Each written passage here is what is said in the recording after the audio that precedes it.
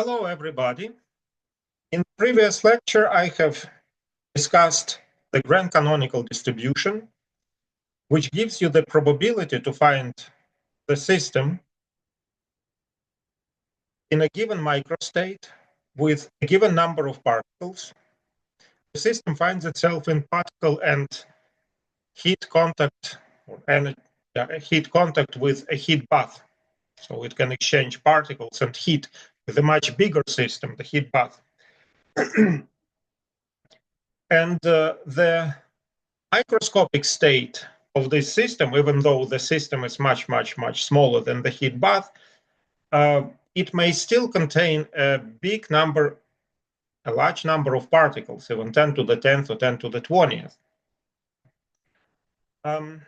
So the definition of the microscopic state of such a system with a huge number of particles may be tricky, and direct application of the grand canonical distribution may be difficult, so you might need to do additional approximations.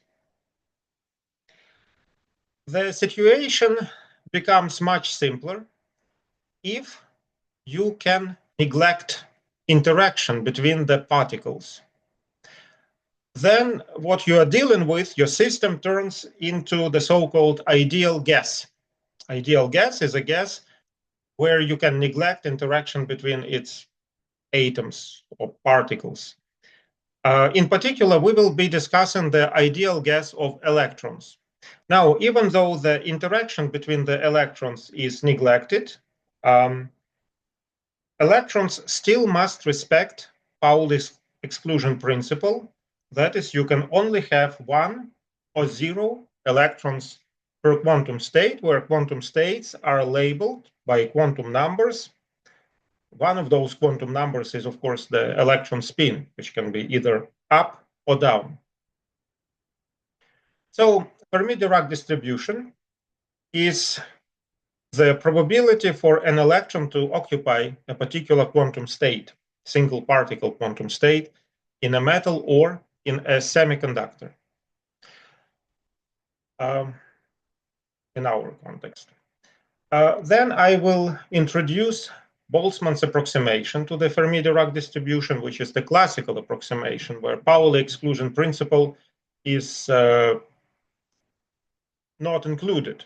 Boltzmann's approximation was derived by Austrian physicist Ludwig Boltzmann, who lived in the second half of the 20th century. He tragically passed away in 1906.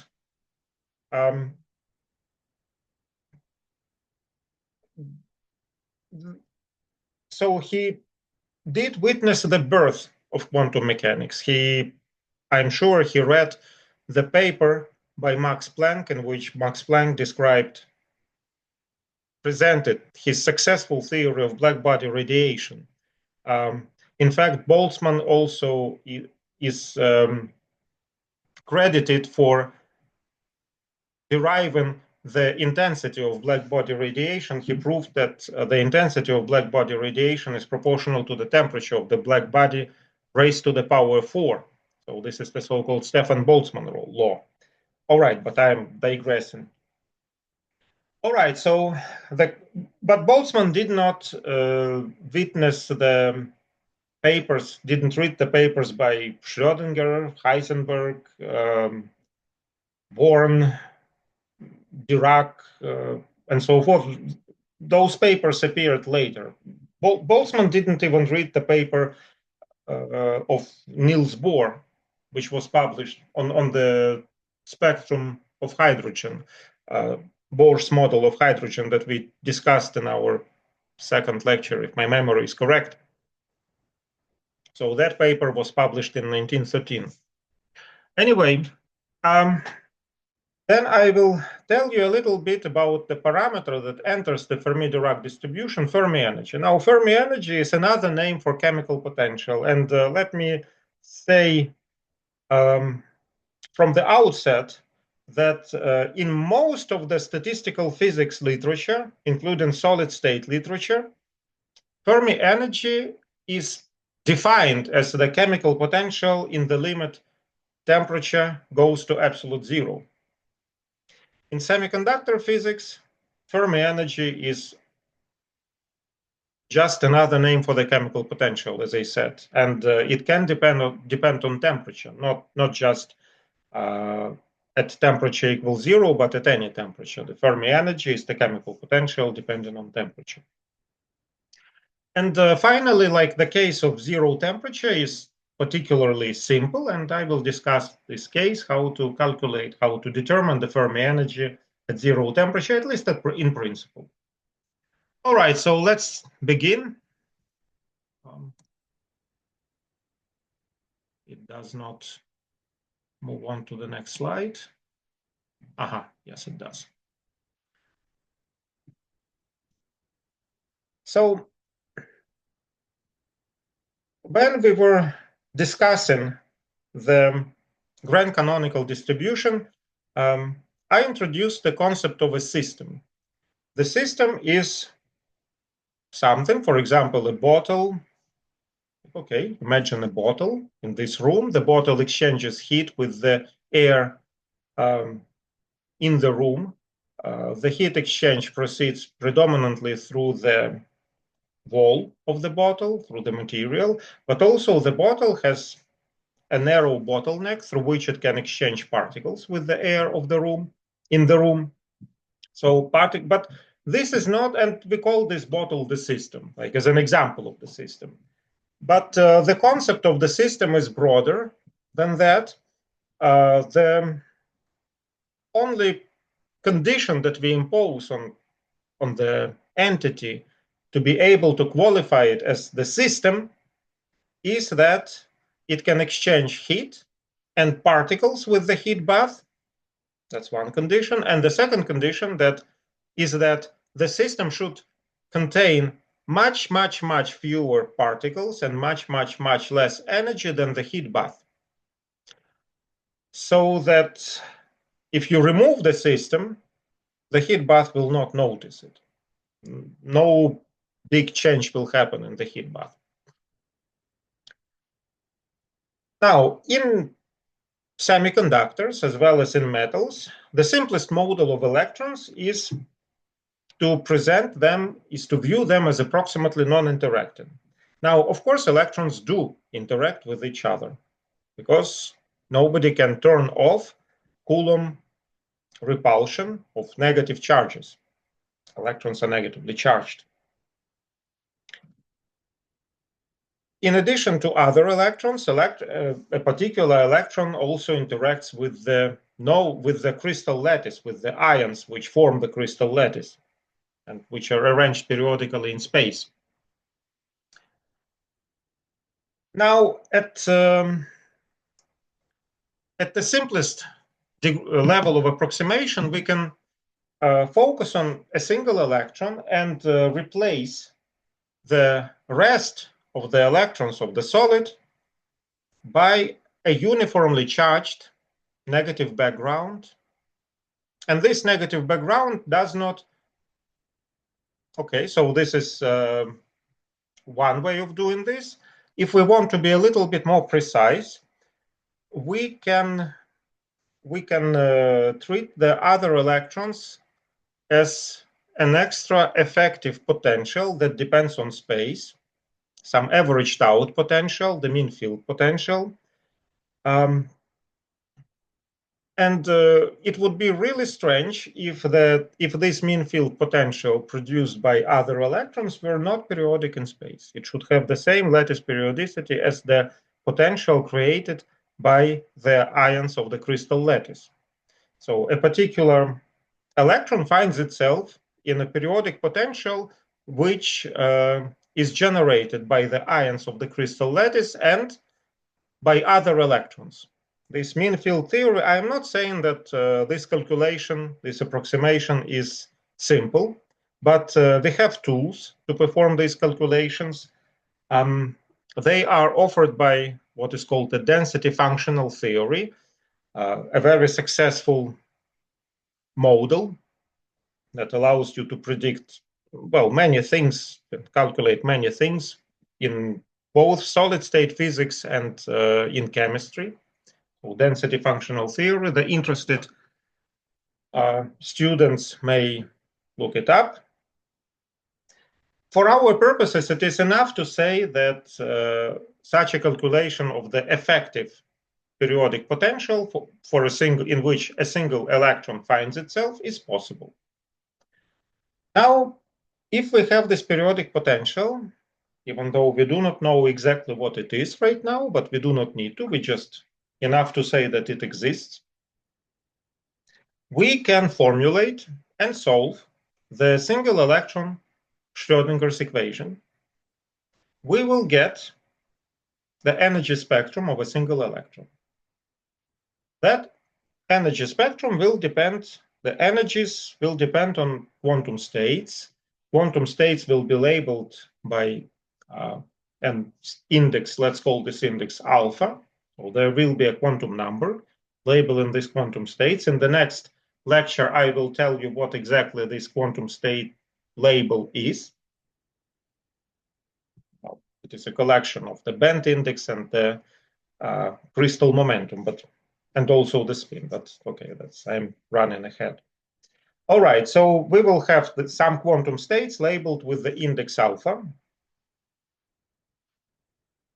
Due to Pauli exclusion principle, each such quantum state can be occupied by either 0 or 1 electron. Okay? You cannot have 2 electrons per quantum state or more. Just 0 or 1 electron. And this simplifies the statistics of these quantum states. Now we can treat a quantum state as the system, because now it can, okay, so the energy content of this quantum state is either 0 or the energy E alpha in that quantum state. Which is a fairly small number. E alpha is the energy in that quantum state is a fairly small number as compared to the total energy of the crystal, in particular of all the electrons that find themselves in the crystal, and which occupy all of those quantum states with so yeah, so it's with 10 to the power 23. Let's say the energy E alpha is of the order of 1 electron volt, and you have of the order of 10 to the 23rd electrons, given the total energy of the order of 10 to the 23rd electron volts. All right, so a particular quantum state contains much fewer electrons and has much lower energy than the heat bath. And the heat bath is the total electron gas. So the quantum state is the system, and the electron gas is the heat bath. And the system can exchange electrons with the heat bath. It does not exchange heat due to the nature of the system, but it can exchange electrons.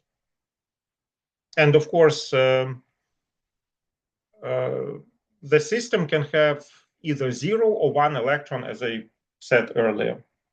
All right, but that simplifies the calculations tremendously. Now we apply the grand canonical distribution to a particular quantum state of the material, metal or semiconductor. So if the quantum state, the system, has 0 electrons, then the energy of that system is 0. If the quantum state has 1 electron, then the energy of that system is E alpha, the energy of that quantum state, found by solving Schrödinger's equation, time-independent Schrödinger's equation. The number of particles in the quantum state is either 0 or 1. The probability to have a given number of particles, 0 or 1, Pn sub alpha, alpha labels the quantum states, and labels the number of particles in that quantum state, is the grand canonical distribution, exponential to the power negative minus the energy if it has n particles, which is n times E alpha, minus the chemical potential times the number of particles, mu times n. This all has to be divided by kT, the thermal energy, and the exponential has to be divided by the Zustandssumme, the partition function. which is the sum over all possible values of the number of particles in the system, the quantum state, and can be either 0 or 1. And what you are summing over is this exponential that you also find in the numerator. So the partition function is 1 plus exponential to the power 1 is obtained by setting n to 0, and the other exponential to the power negative e alpha minus mu over kt is obtained by setting n, the number of particles, to 1. So we have the probability to have n particles in the quantum state. So for 0 particles, it is 1 over z. For 1 particle, it is exponential to the power minus e minus open brackets e alpha minus mu close brackets over kt divided by 1 plus exponential to the power negative e alpha minus mu divided by kt. Now, the average number of particles, the average occupancy of a given quantum state, is the same as the probability to find a particle in a quantum state. It is just P1, the probability to have one particle. Dividing the numerator or multiplying the numerator and denominator by exponential to the power e alpha minus mu over kt, we find this probability. 1 divided by 1 plus exponential to the power e alpha minus mu, close brackets, over kt. This probability is called the Fermi-Dirac distribution. It was derived independently by a great Italian physicist, Enrico Fermi, and a great British physicist, Paul Dirac, in 1926, if my memory is correct. They came up with the same result, following slightly different way of thinking. So this is our Fermi-Dirac distribution. Here it is. So it is interesting that the probability for a quantum state alpha to be occupied depends only on the energy in that quantum state, but doesn't depend on any other details, just on the energy. So it is interesting to plot this Fermi-Dirac distribution, which is denoted as F of energy. F is the standard notation for the Fermi-Dirac distribution, and it is a function of energy. So here is the plot of the Fermi-Dirac distribution as a function of energy. Now, as I said in the introductory slide, Fermi energy and the chemical potential are interchangeable terms in the context of this course. So from now on, I will be using the term Fermi energy for the chemical potential. Fermi energy does depend on temperature in general. Not may, but it does depend on temperature.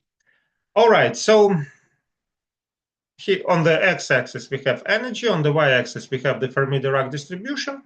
Here is our Fermi energy / chemical potential, and we immediately see, so here is our Fermi-Dirac distribution, here with mu notation. We immediately see that when energy E equals to Fermi energy, the number in the denominator is 2, and the value of the Fermi-Dirac distribution is 1/2. Now, let's consider the case when temperature is very small. In particular, it is much smaller than the Fermi energy. By the way, in metals, Fermi energy has the order of magnitude of several electron volts or several tens or 10 electron volt, like this order of magnitude. But it depends on how from which value you calculate the Fermi energy, where you set your zero energy. Now, in semiconductors, the Fermi energy is of the order of 1 electron volt, as measured from the top of the valence band. I will tell you what valence bands are, but I will tell you what the valence bands are in the next lecture, but the important thing is that Fermi energy has the order of magnitude of electron volts, sometimes tens of electron volts. The thermal energy, kT, at room temperature, 300 kelvins, 27 degrees Celsius, has the value of 26 milli-electron volts. So 0.026 electron volts. So the difference between the thermal energy and the Fermi energy is 2 orders of magnitude, give or take. Roughly 2 orders of magnitude. Thermal energy is much smaller than the Fermi energy. So when I'm saying, let's suppose that the temperature is small in comparison to the thermal energy, this condition is satisfied even at room temperature. All right, so for the temperatures, KT is much smaller than the Fermi energy. The Fermi-Dirac distribution looks pretty much like this box distribution. This reflects the Pauli exclusion principle. All states whose energy is below the Fermi energy are occupied with the probability very close to 1. And you only have 1 electron per state. So the occupancy of a state whose energy is below the Fermi energy is close to 1. Of course, the closer you get to the Fermi energy, the lower this probability of occupation of a quantum state. And the states whose energy is above the Fermi energy, so I'm looking at this dashed line, the Box distribution, which corresponds to the limit in case of zero thermal energy. So now the states whose energies are above the Fermi energy are not occupied. Their occupancy is 0. The probability of their occupation is 0.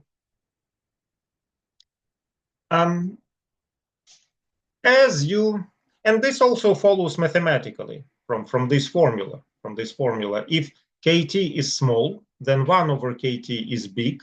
Now, if E is smaller than E Fermi, then this difference E minus E Fermi is negative. So exponential is raised to a large negative number. E minus E Fermi is negative, 1 over KT is large. So exponential is raised to a large negative number, and exponential raised to a large negative number is practically 0. So the Fermi-Dirac distribution has the value close to 1.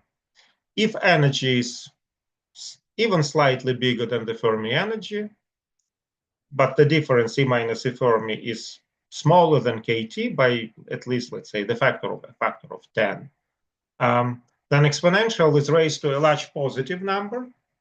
Exponential becomes large. 1 divided by a large number is a small number. So that's why the Fermi-Dirac distribution at energies higher than the Fermi energy tends to 0. Now, Fermi-Dirac distribution has an interesting symmetry. Namely, so Fermi-Dirac distribution gives you the probability for a given quantum state to be occupied. Now, what is the probability for a given quantum state to be empty? Well, that's simple. It is the probability.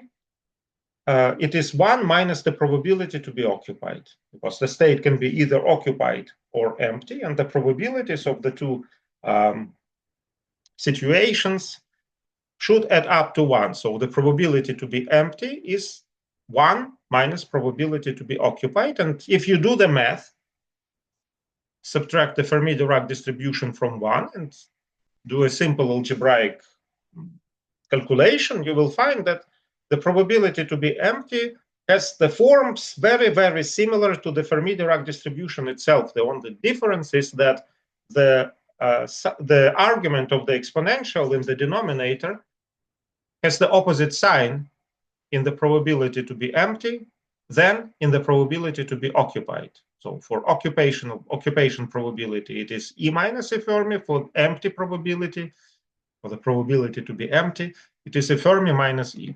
This is an interesting symmetry. All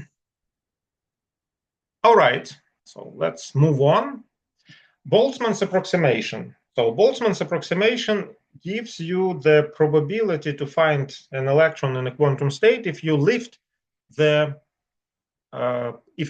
Pauli exclusion principle. Like you say that I can have as many electrons as I want per quantum state. This, of course, doesn't work.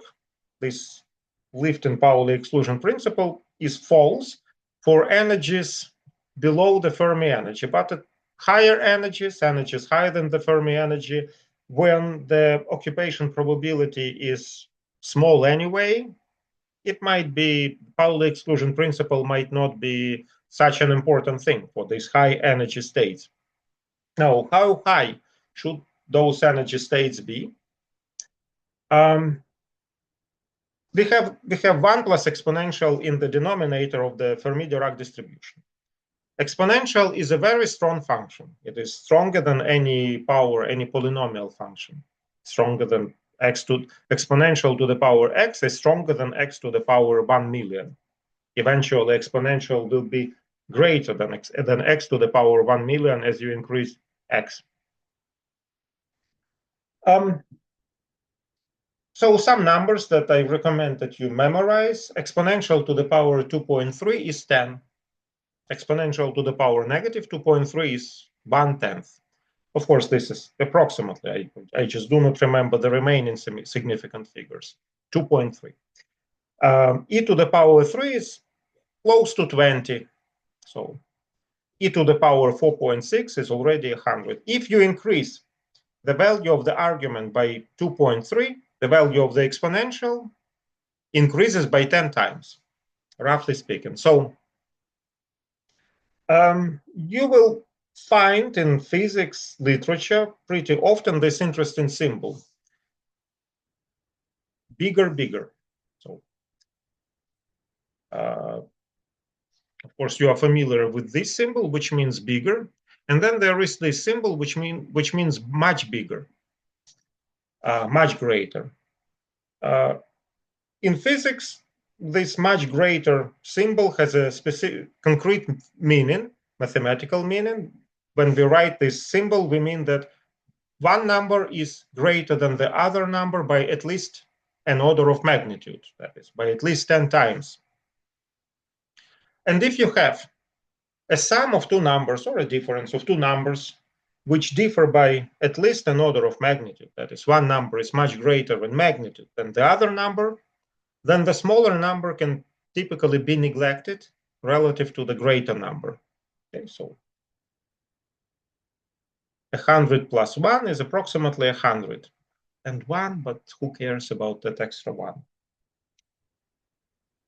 Now, from this discussion, it is clear that if energy of a particular quantum state is greater than the Fermi energy by at least 2.3 times the thermal energy, then exponential in the denominator of Fermi-Dirac distribution will be greater than 10.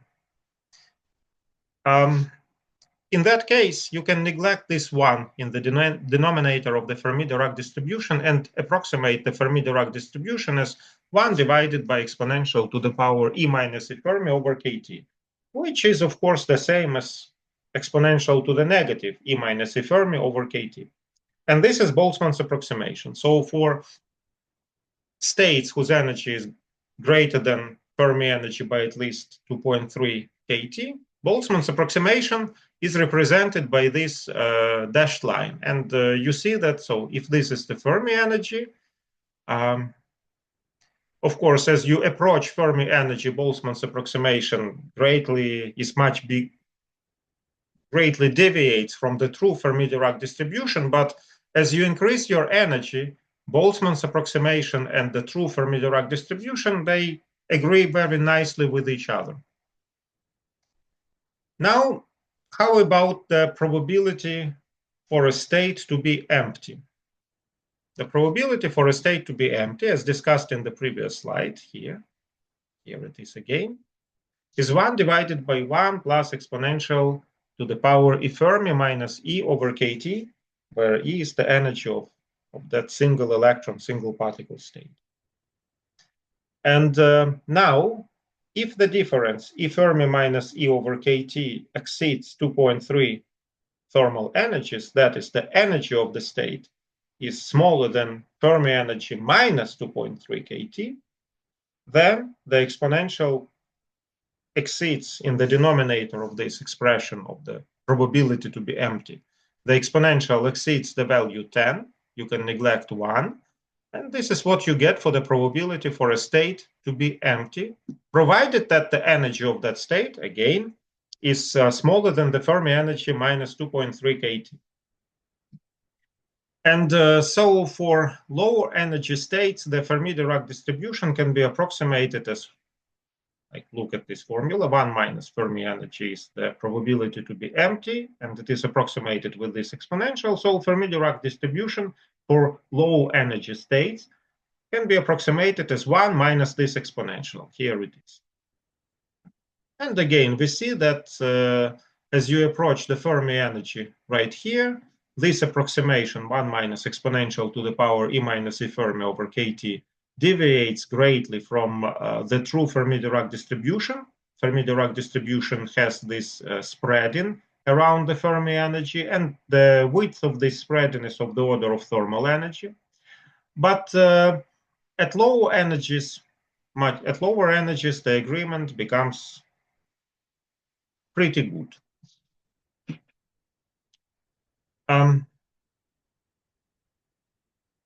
All right. Now, how do we determine this parameter, the Fermi energy? At least in principle, this can be done as follows. Let's say you know the energy spectrum by solving the single particle Schrödinger's equation. So you somehow figured out numerically or approximately, analytically, that single particle potential. You solve Schrödinger's equation, so you know that how the energy depends on the quantum numbers labeled as alpha, and you know the meaning of these quantum numbers. Now you go over these states. Each quantum state is occupied with the probability given by the Fermi-Dirac formula, F of E alpha. In other words, the Fermi-Dirac formula gives you the average occupancy of the states. Now, if you add up those average occupancies for all states, as you go over all these quantum states and add up their average occupancies, you should get the total number of electrons that you have in the system. So we have formulated an equation in which temperature is fixed. Of course, thermal energy is fixed. You can easily measure thermal energy with a thermometer. The left-hand side of this equation is the sum of the Fermi-Dirac distributions, sum over the quantum states. And this sum depends on a single parameter, the Fermi energy. And this sum must be equal to the total number of electrons in the system, which is known. Let's say 10 to the power 23, 10 to the power 24, 25, something like this. So all you need to do is to solve this equation. Now, I'm not saying that it is an easy task, again, but this can always be done numerically, or you can develop various efficient analytical approximations to solve this equation. Now, previously, I have mentioned that the probability of occupation plus the probability of empty for each state must add up to 1, from which we have derived the probability for a state to be empty. Now, I would like to draw your attention to another symmetry property of the Fermi-Dirac distribution.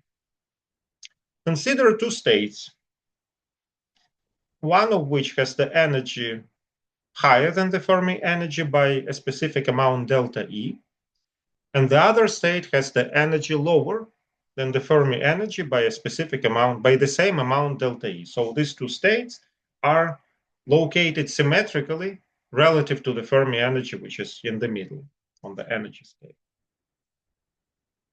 Then if you add up the probability for the higher energy state to be occupied plus the probability for the lower energy state to be occupied, you will get 1. So let's say the one state is here. For kT is 0.2 Fermi energy, and the other state is here. you add up the probabilities of occupation, you will get 1. This property can be viewed as some sort of a rotational symmetry of the Fermi-Dirac distribution. So the Fermi-Dirac curve at any temperature, 0.3 Fermi energy, 0.2 Fermi energy, 0.1 Fermi energy at any temperature, can be rotated by 180 degrees around the point whose x-coordinate is the Fermi energy and the y-coordinate is 0.5, so around this point. As a result of this rotation, the Fermi-Dirac curve will move into itself. It will match itself. All right, so, and this property allows you to find the value of Fermi energy at least at 0 temperature. So again, let's say one state is here, the other state is here. This empty circle goes into the filled circle upon rotation of the Fermi-Dirac curve around this point, right, at the Fermi energy. Okay, so now let us discuss how to establish Fermi energy at very low temperatures. That's absolute 0 temperature, really. When the Fermi-Dirac distribution is just the box distribution, T equals 0, looks like this. Suppose for now that quantum states, energy levels are non-degenerate. So each quantum state has its own unique energy. Now, you may say that, well, this might not be true because electrons have spin, and the energy and the spin is not present in the Schrödinger's equation. The energy of a quantum state does not depend on spin. That's true, but the absence of the spin in the Schrödinger's equation is an approximation. In reality, there is this phenomenon called the spin-orbit coupling. Namely, how should I explain it? So imagine an electron, imagine yourself as an electron in the crystal. You have spin, you move through the crystal. The potential that you feel is electrostatic energy. Now, from your point of view, it is the crystal that moves relative to you. It's like you are sitting in the car and you are moving, but since you are in the car, you feel as if the world is moving relative to you. So the positively charged ions and that move in your frame of reference generate an electric current, which in turn produces a magnetic field, and that magnetic field interacts with your spin. The interaction, now electrons are of course negatively charged particles, and the spin is some sort of a rotational internal degree of freedom. When you have a negative charge which is rotating, we have a dipole moment, a magnetic dipole moment. And the magnetic dipole moment interacts with magnetic fields. In particular, if the magnetic dipole moment is aligned with the magnetic field, the energy is lower. If against the magnetic field, the energy is higher. And this is the essence of the spin-orbit coupling. Besides, you can turn on an external magnetic field. Nothing stops you. So, and then the magnetic dipole moments of the electrons will be interacting with that magnetic field, and that will lift the spin degeneracy. All right, so let us assume now the spin-orbit coupling is a small effect, really, but the magnetic field, external magnetic field, can be made arbitrarily large, so the spin degeneracy can be lifted. All right, so let us assume for now that all energy levels are non-degenerate, so exactly one quantum state per energy level. At absolute zero temperature, how do we, let's say we have a particular number of electrons, 10 to the power 25, and we know all the quantum states that in which these electrons can find themselves. So we have this solid, and we put one electron into the solid. It goes to the lowest energy state, and at the second electron, it cannot now go to the lowest energy quantum state because of the Pauli exclusion principle. So it takes the next energy quantum state, and next energy, and next energy, and next energy. So you fill those quantum states from bottom up on the energy scale, from bottom up, until you run out of electrons. And when you are done filling quantum states, you will end up with a special quantum state, which I call the highest occupied quantum state. The quantum state with the highest energy at zero temperature, which still has an electron in it. And the next quantum state will be called the lowest unoccupied quantum state. So the highest occupied quantum state is denoted with the letters HO, and the lowest unoccupied, lowest empty quantum state will be LU quantum state. That's at zero temperature. Now, let's say you slightly, by a tiny amount, increase your temperature. Then there will be a non-zero probability for an electron from the highest occupied quantum state to go into the lowest unoccupied quantum state. So the highest occupied quantum state will be mostly occupied, but not completely occupied. Its occupation probability will be, let's say, 99.99%. The lowest unoccupied quantum state will be mostly empty, but not completely empty. Its occupation probability will be 0.001%. So the sum of the occupation probabilities for the highest occupied and the lowest unoccupied quantum states will add up to 1. Why? Because the electron from the highest occupied quantum state can go to the lowest unoccupied quantum state. Now, you may say that, yes, there may be other quantum states with energies higher than the lowest unoccupied quantum state's energy, but the probability of occupation of those quantum states is negligible. And because the electron from the HO state goes predominantly to the LU state, the sum of their occupation probabilities for the HO state and the LU state must be 1. It's the Fermi-Dirac distributions at the energy EHO and the energy E sub LU must add up to 1. Now, we have already seen that at any temperature, the sum of the occupation probabilities for two states which are equidistant on the energy axis from the Fermi energy, the sum of these occupation probabilities must be 1, which means from this we conclude that the Fermi energy must be exactly at small but non-zero temperature, must be exactly in the middle between the highest occupied and the lowest unoccupied energies, exactly in the middle.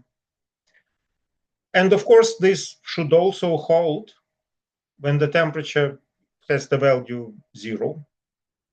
So the Fermi energy is the arithmetic average between highest occupied and lowest unoccupied states' energies, exactly in the middle. All right, so this discussion was done assuming that there is no degeneracy, just a reminder. But what if there is degeneracy? Then there is a little bit of subtle point. So in general, yes, there is degeneracy of energy levels. We cannot we can speak about quantum states, but it is more expedient to think in terms of the energy levels. And those energy levels are degenerate. So each energy level has more than one quantum states that have the same energy, that belong to that energy level. You can have two situations. Either your highest occupied energy level is completely filled, and the lowest unoccupied energy level is empty, in which case your highest occupied quantum state belongs to the highest occupied, has the energy exactly equal to the energy of the highest occupied energy level. And the lowest unoccupied quantum state has exact same energy as the lowest unoccupied energy level. And the previously derived formula for the Fermi energy as the arithmetic average between the highest occupied and the lowest unoccupied states energies, arithmetic average, holds true. It will be exactly in the middle. If the highest occupied energy level is partly filled,